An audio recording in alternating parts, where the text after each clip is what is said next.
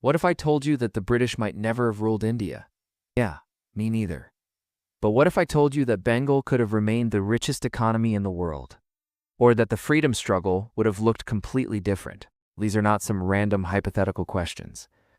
These are very real possibilities that we could have easily become a part of our history if one man had won a battle. And no, it's not who you think it is. It's someone even greater.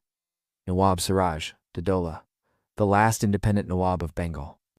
It's the year 1756, and Siraj-ud-daula is just 20 years old. He is just a puppet ruler under the thumb of his own grandmother, but he has big dreams. In the not-so-distant future, he hopes to remake Bengal into a great empire that will rival the mules. And yet here he is about to flee for his life with his head barely above water. All around him are scenes of unimaginable horror. Looting and arson run rampant through the streets of Calcutta, burning down building after building. As the flames rise up towards the sky, the young noble watches helplessly from the deck of a boat on the Hooghly River. Behind him lies Fort William, which only hours ago was home to 147 British soldiers, 129 of whom were taken prisoner by the Nawab's army and forced to watch as their city was burned to the ground. From across the river, the Nawab's army looks on at the spectacle they have created. Only a few weeks earlier, this same fort had been home to a handful of European merchants who now lay dead on the ground outside the fort walls. Victims of a surprise night attack by the Nawab's forces. This act alone brings Bengal into direct conflict with the East India Company, which is quickly amassing an army of its own, led by the infamous Robert Clive. To make matters worse, terrible famine is gripping the subcontinent, bringing misery and despair to millions and weakening the kingdom from within. Despite all this, the young prince feels confident in his own strength. He knows that he must avenge the deaths of his people and restore order to his crumbling kingdom. With his small fleet of boats, he begins to race back across the river towards safety. There is only one problem, though. This isn't a movie, and Siraj-ud-daula didn't win the Battle of Plassey. So let's take a moment to explore what would have happened if he had. 5. He became Nawab as a teenager. Siraj-ud-daula came to power when he was just 18 years old, although in reality, he was a puppet ruler under the control of his mother, Ghasseti Begum. For 5 years, he was nothing more than a figurehead while his mother ran the kingdom from behind the scenes. However, when she died in 1756, the responsibility of ruling the province fell squarely on Siraj-ud-daula's shoulders, making him the most powerful Muslim ruler in India. But with such a great responsibility comes great problems. Not only did he have to deal with outside threats from the British and the French, but he also had to contend with the ambitions of the Marathas and the Afghani invaders known as the Rohilla Pathan, who were threatening to engulf northern India. At just 18 years old, there was a lot resting on Siraj-ud-daula's shoulders. If he failed to live up to the task, Bengal could descend into chaos. If he had won at Plassey, not only would he have crushed the rebellion in Calcutta, but it would have given him time to consolidate his power over the next few years and establish himself as the supreme leader of Bengal. During this time, he would have focused on strengthening the military and reforming the administration. Under his leadership, Bengal would have continued to prosper and grow in power until such time as he felt ready to reclaim the lost territories of his ancestors. Number 4. His capital Murshidabad was once wealthier than London. During the mid-18th century, Murshidabad was one of the wealthiest cities in the entire world, located in the heart of the Bengal province. It was the center of a vast and prosperous empire that stretched from the Himalayas to the Bay of Bengal. Within its bustling streets, merchants from all over Asia gathered to trade in silks, spices, tea, and other luxury goods. The Nawabs of Bengal, who ruled over this prosperous domain, lived lives of unimaginable luxury. Their palaces were adorned with priceless works of art, and their treasuries overflowed with gold and jewels. While London was still recovering from the Great Fire of 1666, which had devastated the city and killed thousands, Murshidabad was already well on its way to becoming the financial capital of Asia. However, this prosperity was not to last. In 1756, the Battle of Plassey would change the course of history and bring an end to the Nawab's reign. As the British began to assert their dominance over India, Murshidabad's wealth and influence would decline rapidly. By the early 19th century, it had become little more than a faded memory of its former self. Today, visitors to Murshidabad can still explore the ruins of the palaces and gardens that once made it so famous. But the true extent of its wealth and splendor may never be fully known. No. 3. He distrusted both the British and the French. In 1756, the Nawab of Bengal found himself in a precarious position. On one side was the British East India Company, a powerful trading company with a strong military presence in the region. On the other side were the French, who were also vying for control of the lucrative Indian markets.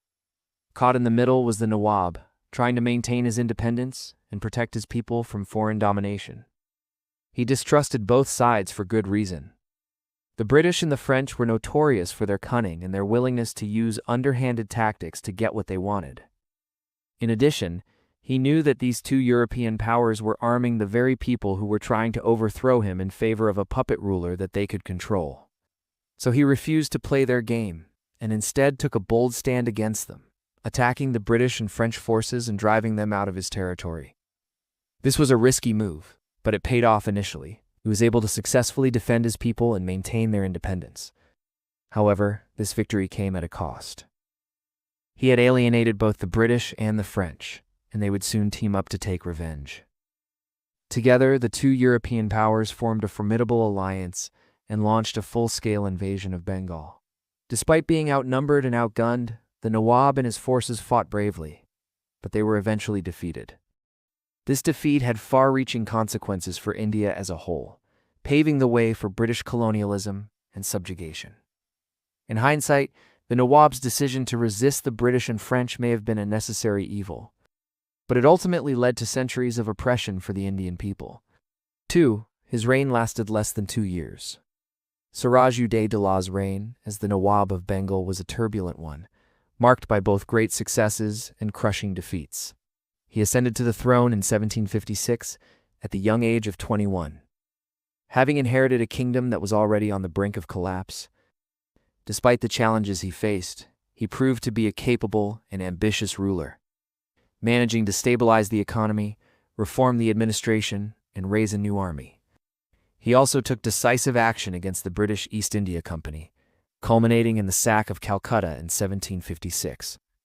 This audacious move sent shockwaves throughout the subcontinent and beyond, establishing the Nawab as a powerful and fearless leader. However, his victory over the British would prove to be his last. Just 2 years later, he faced off against the combined forces of the British and French in the Battle of Plassey. Despite being heavily outnumbered, he and his army fought valiantly, but were ultimately defeated. This defeat marked a turning point in Indian history, as it allowed the British to establish dominance in the region. The Nawab's legacy was ultimately a tragic one. Although he had shown great promise as a ruler, his untimely demise at the hands of the British would have a lasting impact on the subcontinent. His story serves as a reminder of the fragility of power and the importance of unity in the face of adversity. 1. His death opened the door to 200 years of British rule. Siraj-ud-daulah's death marked a tragic turning point in Indian history.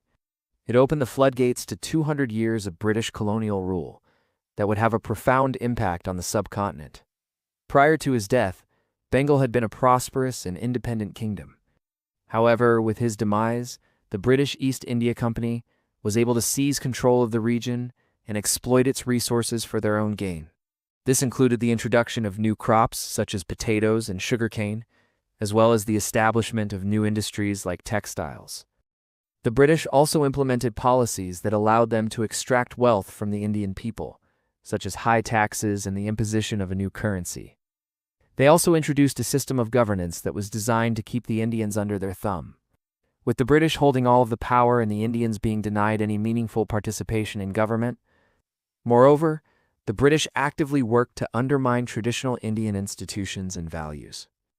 They replaced the existing judicial system with their own, which was biased in favor of the British.